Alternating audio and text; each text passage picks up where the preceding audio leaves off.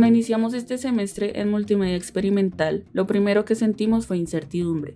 No porque la materia pareciera complicada, sino porque nos enfrentaba a un tipo de aprendizaje distinto al que estábamos acostumbrados como diseñadores.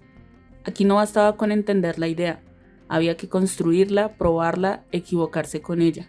Y eso nos sacó completamente de la comodidad del resultado inmediato. Nos encontramos con un espacio donde el error no era un problema, sino parte del lenguaje.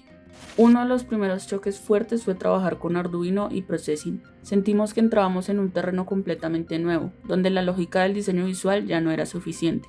Había algo casi físico en la frustración, cables que no conectaban, códigos que no respondían, sistemas que no reaccionaban como esperábamos. En muchos momentos, de verdad nos sentimos detenidos, como si el proceso no avanzara. Pero con el tiempo entendimos que esa detención también era parte del aprendizaje. Aprendimos a leer el error, a interpretarlo, a insistir sin tener una certeza inmediata del resultado. Precaución, izquierda.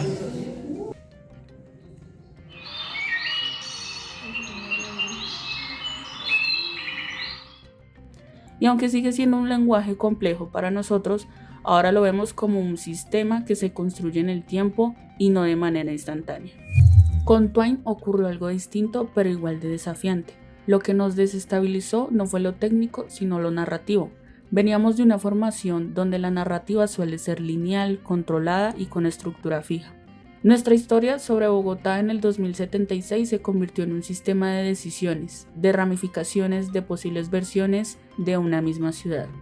Cada nodo no era solo una escena, sino una posibilidad de lectura del territorio. Y lo más interesante fue darnos cuenta de que el sentido no estaba solo en lo que escribíamos, sino en cómo el usuario podía reorganizarlo. A partir de esas ideas conectamos este intercambio con nuestro propio proceso narrativo en Twine, especialmente con nuestra carta interactiva llamada Memorias de Bogotá. En esta narrativa propusimos una Bogotá donde el pasado, el presente y el futuro existen al mismo tiempo. Una ciudad donde la memoria no desaparece, sino que se superpone en capas, como si cada espacio guardara múltiples tiempos simultáneos. Dentro del intercambio académico Ciudades Expandidas, tuvimos clases espejo con distintas universidades de Ciudad de México, Medellín y Guadalajara. Este ejercicio nos permitió entrar en diálogo con otros contextos académicos y entender que lo que estábamos construyendo no era un proceso aislado, sino una red de miradas sobre la ciudad, la memoria y la experiencia urbana. Al empezar a escuchar las videocartas de estos otros grupos, hubo una en particular que nos llamó la atención. Dejar atrás una ciudad es dejar atrás una versión tuya. Pero, ¿quiénes somos cuando ni siquiera podemos escucharnos? Llegamos a este país con innumerables preguntas y cambiando de un lugar a otro nos inquieta pensar que, entre más fuerte suena la ciudad, más pequeña se hace nuestra palabra. Fue una de las videocartas de México en la que se planteaba una reflexión que nos marcó profundamente. Dicen que cada ciudad crea una versión diferente de uno mismo. Esa frase nos hizo detenernos en el proceso. Nos hizo pensar que la ciudad no es solo un lugar donde habitamos, sino un espacio que también nos reconfigura.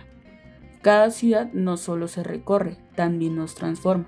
Y que al movernos entre diferentes territorios también vamos cambiando nosotros mismos sin darnos cuenta. La visita al Museo de Arte Miguel Urrutia fue un punto de quiebre en nuestro proceso. No lo vimos como una visita tradicional, sino como una experiencia de lectura espacial. Empezamos a notar cosas que normalmente pasan desapercibidas: los silencios entre salas, los cambios de luz, la forma en que el cuerpo se desacelera o se acelera según el recorrido. Entendimos que el museo no es solo un contenedor neutro, sino un dispositivo que organiza la percepción, y que nosotros como espectadores también somos parte activa de esa construcción. A partir de todo este recorrido, nuestro proyecto final se construyó como una síntesis de lo aprendido durante el semestre. Desarrollamos una instalación interactiva en forma de cápsula cilíndrica que responde al cuerpo del espectador. Cuando alguien la habita, la pieza reacciona. Se activa el sonido, la luz cambia y el objeto comienza a moverse lentamente, como si despertara una memoria interna. No es una obra que se observa de manera pasiva, es una obra que responde a la presencia, una especie de cuerpo sensible que solo existe plenamente cuando es activado por otro cuerpo, En este sentido, el proyecto se convierte en una reflexión sobre la relación entre memoria, espacio y experiencia, sobre cómo algo puede permanecer en silencio, hasta que alguien lo activa, lo habita y lo transforma. Sentimos que esta pieza condensa todo nuestro proceso, el error, la exploración, la frustración y el descubrimiento, porque más que construir un objeto, lo que intentamos fue construir una experiencia viva.